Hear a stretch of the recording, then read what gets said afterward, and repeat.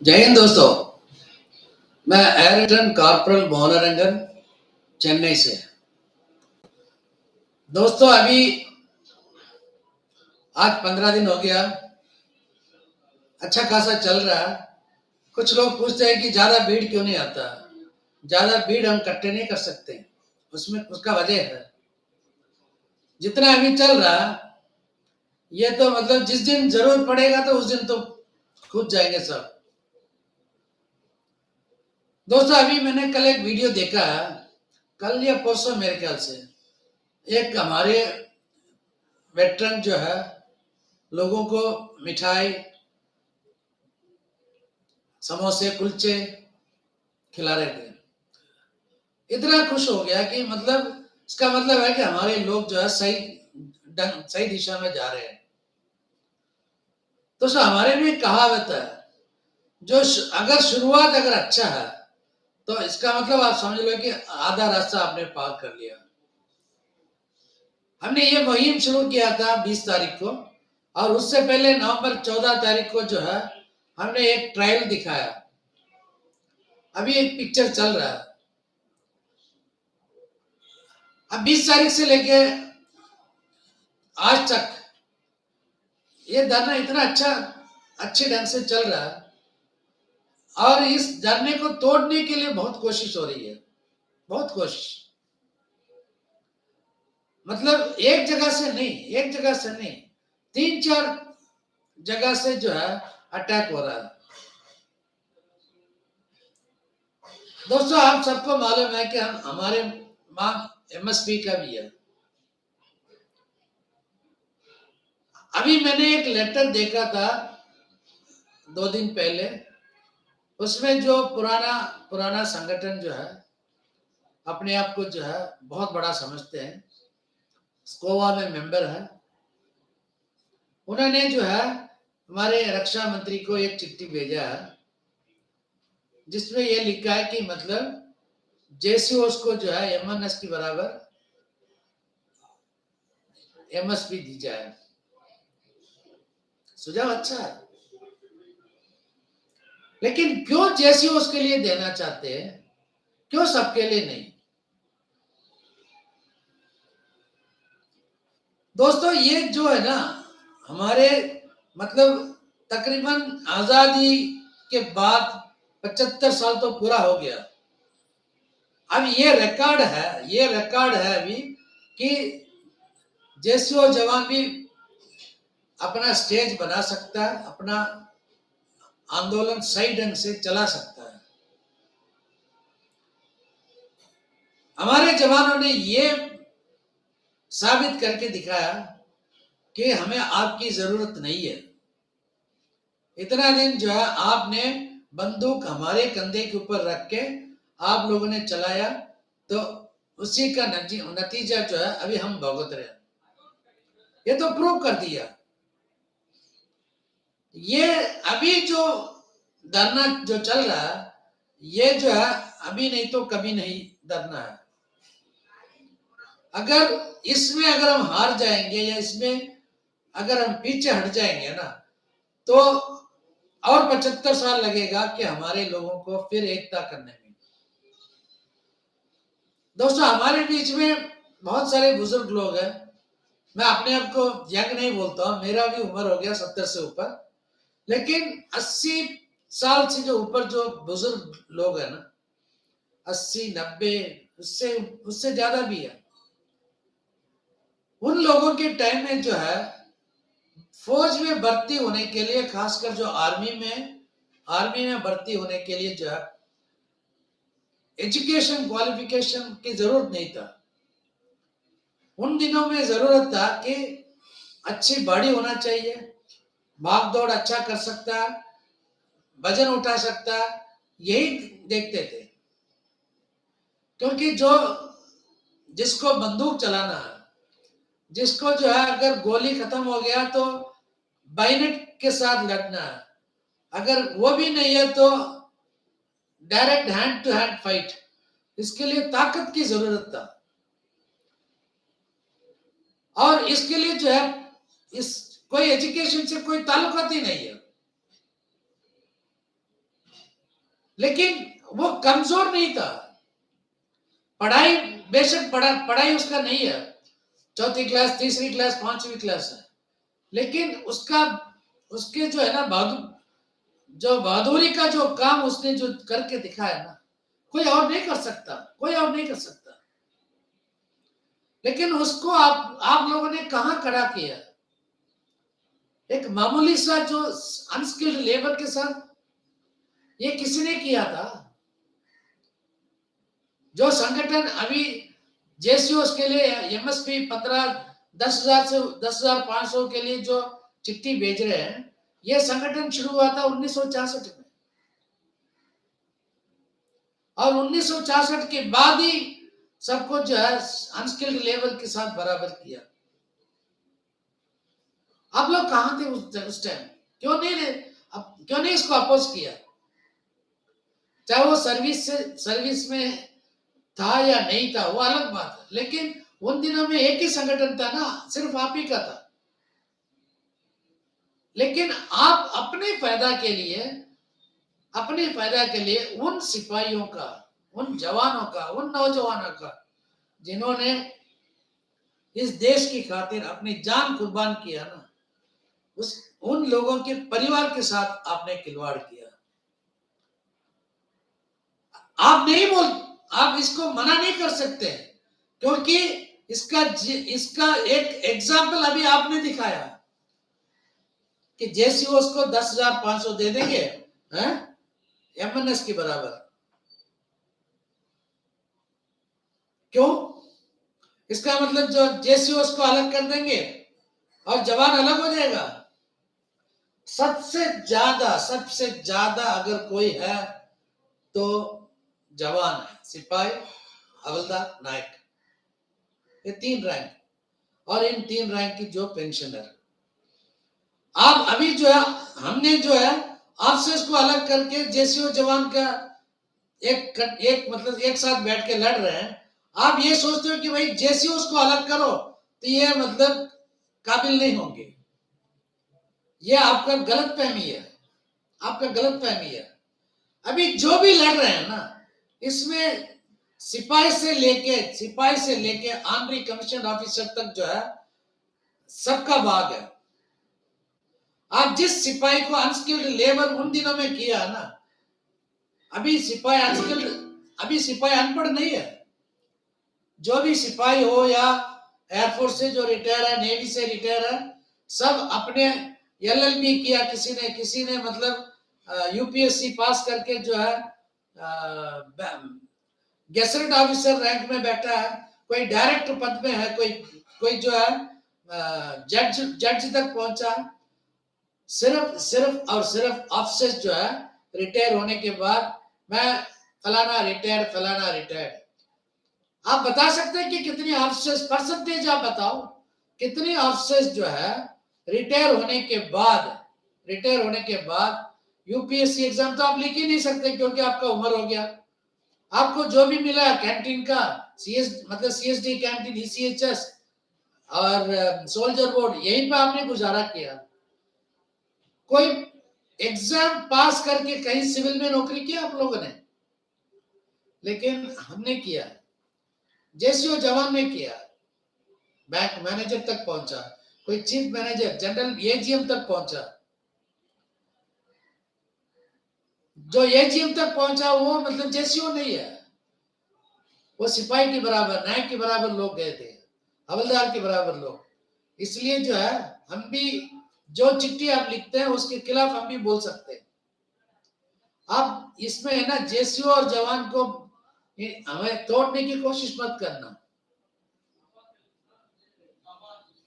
हाँ, मैं जानता हूँ आपके जो सिक्योरिटी एजेंसीज में, क्योंकि सिक्योरिटी एजेंसी सब आप ही चला रहे हैं ना, तो जो ऑफिस का जो सिक्योरिटी एजेंसी में जो काम करने वाला जेसीओ जो है वो हाँ कर सकता, भटक सकता है, लेकिन सारे जेसीओ जो है फेंके हुए हड्डी के लिए नहीं जाते हैं, वो भी मतलब सबका सम्मान चाहते हैं। आप इसलिए जो है ये लालच, 10,500 का लालच मत दिखाना। ये 10,500 देने से कितना क्या फर्क पड़ेगा? 2,500 का फर्क पड़ेगा। तो आप मतलब 2,500 रुपए में एक जेसीओ को बेचना चाहते हो? क्या हमारे जेसीओ इतना कमजोर है? अगर वो जेसीओ अगर कमजोर है तो वो नाबर्द है। इससे ज्यादा मैं कुछ नहीं बोल सकता हूं।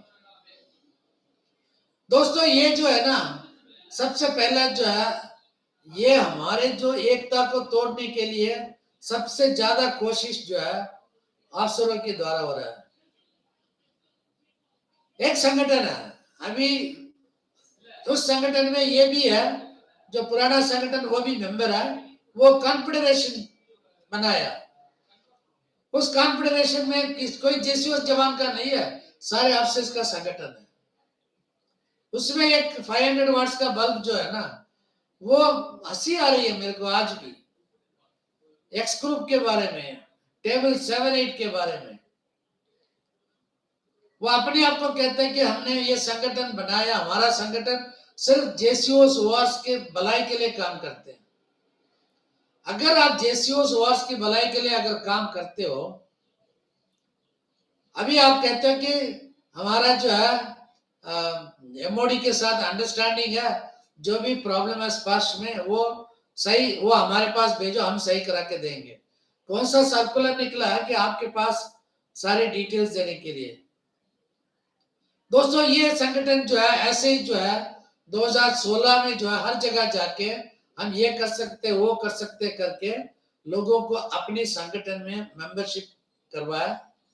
फिर उसके बाद आंद्रे नायब सूबेदार के नाम पे केस करके हम आपको इतना लाख दिलाएंगे करके सबसे पैसा लिया है। और यहाँ तक कि 5,000, 3,000, 1,500, 2,500 ये इन संगठन को जो डोनेशन देके अभी इनके पीछे भागने वाला बहुत लोगों को मैं जानता हूं। दोस्तों हमारे जो है ना, जो अभी जंतर मंतर में जितने भी लोग हैं, हम लोग जो है कभी किसी से डोनेशन नहीं पूछते हैं। हम वहां बैठे हैं सिर्फ सारे अपनी जो जेसीओ जवान और परिवारों की फायदा के लिए। ये नहीं कि हमारा अपना फायदा है, ये कभी मत सोचना। वहां जितने भी लोग बैठे हैं ना, उसमें 90% लोगों का कोई फायदा नहीं है वहां बैठने का। फिर भी क्यों बैठे हैं? मान सम्मान, हमारे फैमिली पेंशनर्स की प्रॉब्लम्स, जिसको वीर नारियां बोलते हैं ना, ये वीर नारियां यहां से नहीं, यहां से होना चाहिए। शहीद परिवारों को नमन करते हैं ना, ऐसे नहीं। शहीद परिवारों को नमन करना है तो यहां से करो। हमारे रक्षा मंत्री जी ने एक ऐप खोला है जिसका एम्बेसडर सुपरस्टार को बनाया, ऑल इंडिया सुपरस्टार को। मैं नाम नहीं बोलना चाहता हूं, सब जानते हैं, क्योंकि सब करोड़पति बनने के लिए ना कोशिश करते हैं ना, सब जानते हैं। उसको एम्बेसडर बनाया और एक और को। और क्या है वो ट्रस्ट, क्या है? वीर नारियों यानी कि वॉर विडोज वेलफेयर फंड, उनकी सुविधा के लिए। रक्षा मंत्री जी से मैं एक ही सवाल पूछना चाहता हूं, माननीय राजनाथ सिंह जी, आप इस तरह क्यों भीख मांगते हो लोगों से? आप अगर वाकई में आपके दिल में अगर इन वीर नारियों को, यानी कि असली वीर नारी यही है जिन्होंने अपने पति इस देश के लिए दिया है, और जो लोग अब इस देश के रक्षा के लिए अपनी जान कुर्बान किया ना, अगर उनके परिवारों के साथ अगर आप थोड़ा जरा सा भी हमदर्दी है, तो इनको जो है मैक्सिमम ऑफ द स्केल देना चाहिए था, जो पहले 2014 तक था। हर चीज के लिए आप बोलते हैं ना कांग्रेस कांग्रेस कांग्रेस, अब क्यों आप पीछे हट गए? जो जो फायदा, जो सुविधा कांग्रेस गवर्नमेंट ने, मैं कोई पॉलिटिक्स बात नहीं करना चाहता, फिर भी मजबूरन मेरे को ये कहना पड़ रहा है। कांग्रेस पार्टी ने जब वो रूलिंग पार्टी में था, सारे के सारे लिबरलाइज्ड फैमिली पेंशनर शहीद परिवारों को और जो वार बैटल कैजुअलिटी जिंदा पेंशनर को मैक्सिमम ऑफ द स्केल पे दिया था, पूरा की पूरा। अगर सिपाही है, सिपाही का कलर रैंक, कलर सर्विस कितने साल का भाई, उसका पूरा हाईएस्ट कितना था वही दिया, चाहे वो सिपाही हो या सूबेदार हो, सूबेदार मेजर हो या ऑनरी कैप्टन, चाहे कोई भी हो। लेकिन वन रैंक वन पेंशन के बाद ये कम कैसे हो गया? ओआरओपी में 200-250 का फायदा दिया आपने, और किसी किसी को जो है 1500-1200 का फायदा दिया। उसके बाद ओआरओपी 2 में 0 कर दिया, 0। इस तरह का नाइंसाफी क्यों किया आपने? लेकिन आप ऊपर से कहते हैं कि उनकी जो वेलफेयर के लिए हम ये ट्रस्ट शुरू कर रहे हैं, आप सब आप मतलब दिल खोल के उसमें डोनेशन दे दो। क्यों? उसको भिखारी क्यों बना रहे हो आप? उनका जो हक है मैक्सिमम ऑफ द स्केल उस सिपाही की जो फैमिली को दे दो आप।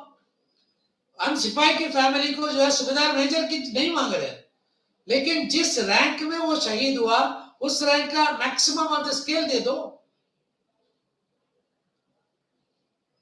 आप क्यों नहीं दे रहे? दोस्तों, इसके बारे में कोई बात करता है क्या? कोई आपसे संगठन आज तक कभी बात किया?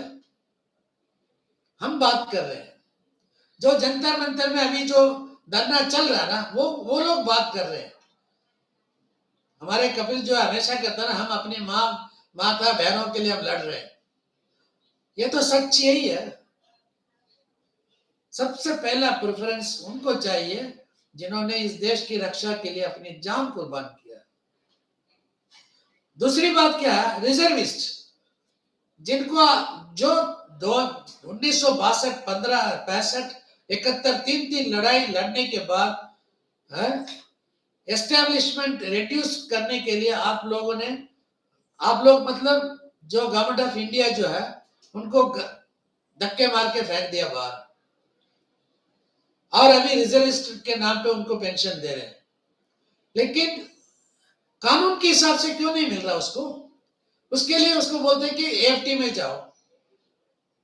एएफटी में जाने के लिए कितने लोगों के पास पैसा है? जो 9,000 रुपए जो पेंशन ले रहा है वो एएफटी लायर तो सीधा पूछेगा 20-25 हजार रुपए पेशी में, और केस जीतने के बाद 20-25 हजार रुपए। ये 9,000 रुपए जो कमाने वाला पेंशन के रूप में वो कहां जाएगा? इसके बारे में कोई बात ही नहीं करता। ऑनरी नायक और ऑनरी हवलदार का जो है कानून है जिसका कॉपी मेरे पास है। 1 रुपया कम उस रैंक का, यानी कि ऑनरी नायक 1 रुपया कम नायक से, ऑनरी हवलदार 1 रुपया कम उस रैंक से। ये 2 रैंक के लिए जो है कानून है। इसके बारे में क्यों नहीं बात करते? वो कौन सा कानून है, कब से लागू हुआ, अथॉरिटी क्या है, किसी को मालूम नहीं है। किसी को मालूम नहीं है। जो आपसे की संगठन है उनको मालूम नहीं है। मालूम इसलिए नहीं है क्योंकि उनको कोई फायदा नहीं है उसमें, लेकिन हम उनके बारे में चिंता करते हैं।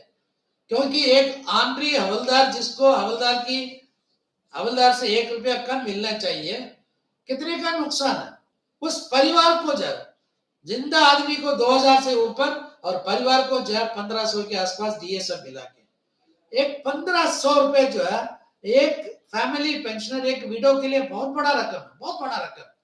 जब हमारे लिए बड़ा रकम है तो उनके लिए कहां तक बड़ा, कितना बड़ा रकम।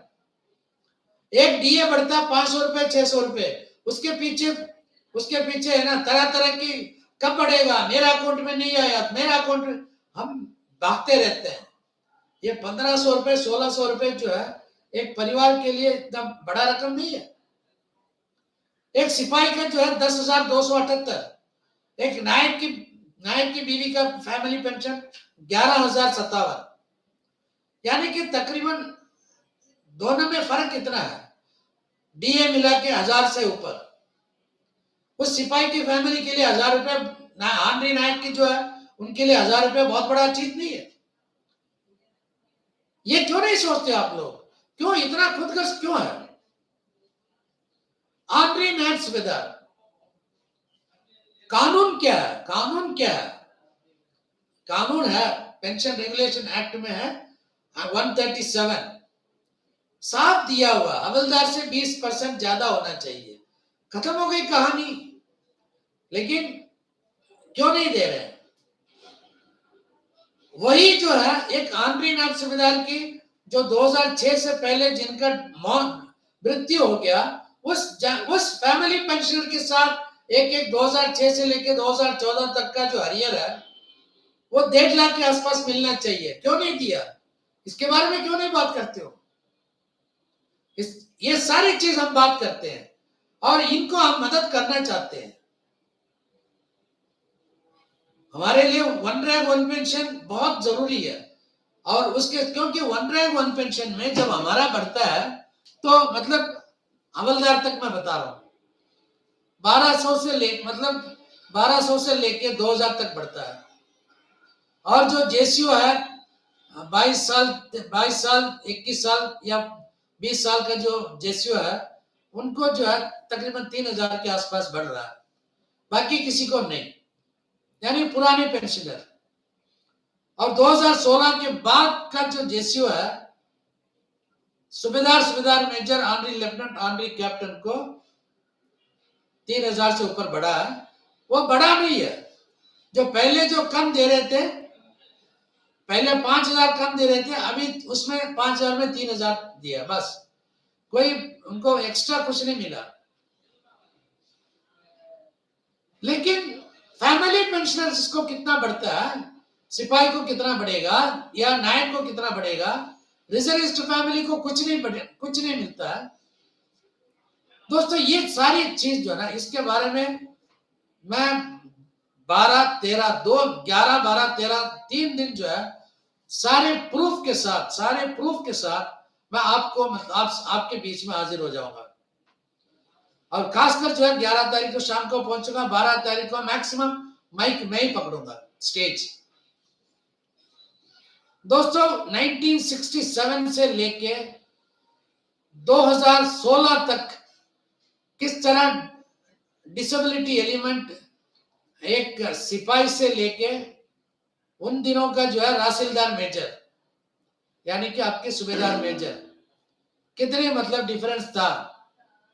ऑनरी कमीशन ऑफिसर और एमएनएस का कितना था, ऑफिसर्स का कितना था, ये 1967 से लेके 2016 तक किस बेसिस में था और 2016 के बाद कैसे कैसे बदला हुआ, उसका वजह क्या है, ये सारे चीज जो है प्रूफ के साथ मैं सबको डिस्ट्रीब्यूट करूंगा।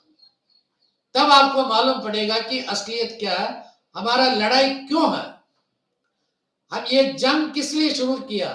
ये आपसे इसके खिलाफ नहीं है, ये सिस्टम के खिलाफ। अब सिस्टम के खिलाफ मतलब जो गवर्नमेंट ऑफ इंडिया, जो ब्यूरोक्रेट्स है, इनको क्या मालूम है, इनको सिखाने वाला कौन है, उनके खिलाफ आप लोग जरूर आ जाइए 12 तारीख को। ये 12 तारीख को नहीं, डेली आप जाइए, लेकिन खासकर 12 तारीख को, क्योंकि मैं 1-2 दिन के लिए आके वापस आ जाता हूँ। मेरा तबीयत आप सबको मालूम है इतना ठीक नहीं है, इसलिए जो है 1-2 दिन के लिए मैं आ रहा हूँ। आप सब आ जाइए, आप अपने साथ जो है जो भी डॉक्यूमेंट चाहिए आप मेरे से लेके जा सकते हैं प्रूफ के लिए।